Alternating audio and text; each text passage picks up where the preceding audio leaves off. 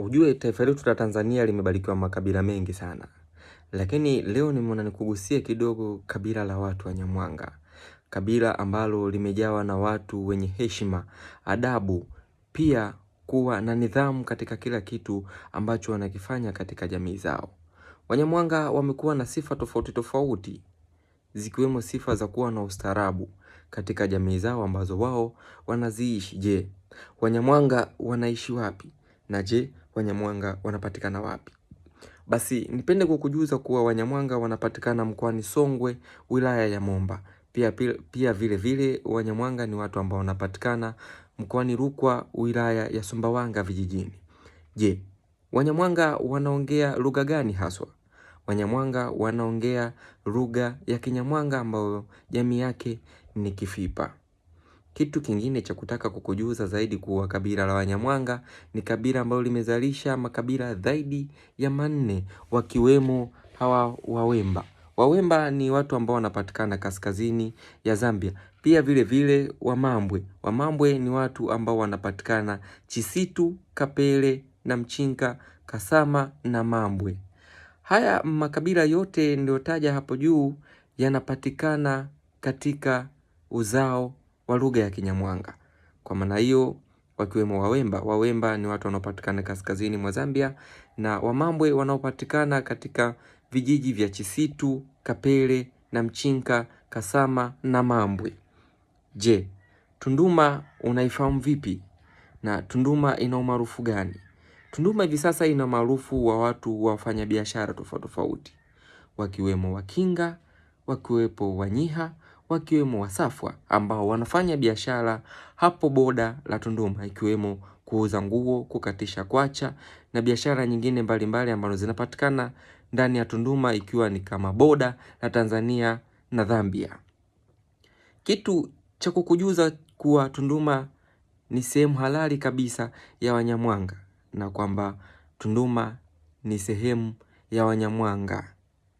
Na je, jina Tunduma lina maana gani? Neno Tunduma lina maana kuwa ni sehemu ambayo inatisha. Kipindi Wanyamwanga wanahamia hapo wakiwa wanatoka wilayani Rukwa, waliishi hapo Tunduma kwa muda mrefu, na palikuwa ni pori linalotisha haswa. Kwa maana hiyo wakawa wanapaita Patunduma, ikiwa na maana ya panatisha. Hivyo pakabatizwa jina hilo la Tunduma, mpaka hivi leo ni jina maarufu sana na linafahamika sana.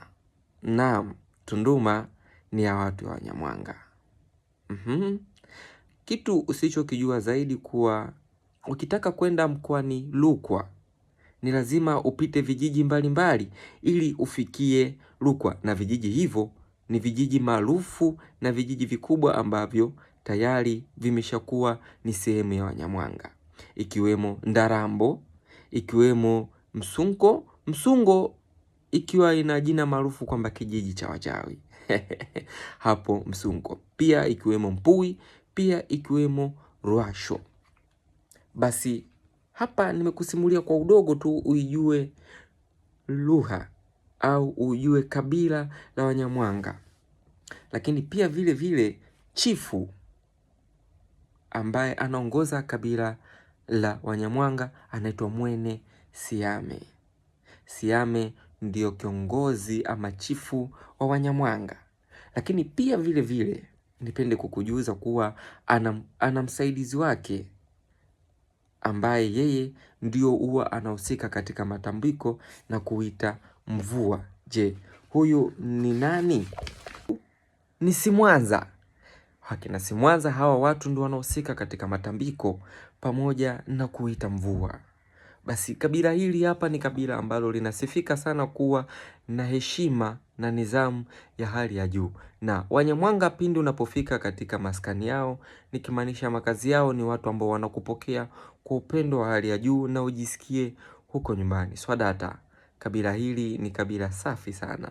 Ni kabila ambalo lina hali ya kuwa na huruma, hali ya kuwa na hofu ya Mwenyezi Mungu, na hali ya kuwa na upendo wa hali ya juu kwa mtu yoyote ambaye anasogea katika mazingira yao. Wanyamwanga si wachoyo, Wanyamwanga si wa kupuuza, Wanyamwanga ni watu wa kukusikiliza kipindi cha shida zako na ujisikie amani pindi utakaponyanyua miguu yako na kutoka sehemu ya makazi yao. Wanyamwanga ni kabila moja safi kabisa. Basi utawapata wapi Wanyamwanga? Kama nilivyokuambia hapo awali, ni kabila ambalo linapatikana huko Songwe, mkoani Songwe, wilaya ya Momba, na pia vile vile wanapatikana Rukwa, wilaya ya Sumbawanga vijijini. Asante sana, ni mimi msimulizi wako Japhet Martin Tembo, uzao wa Wanyamwanga.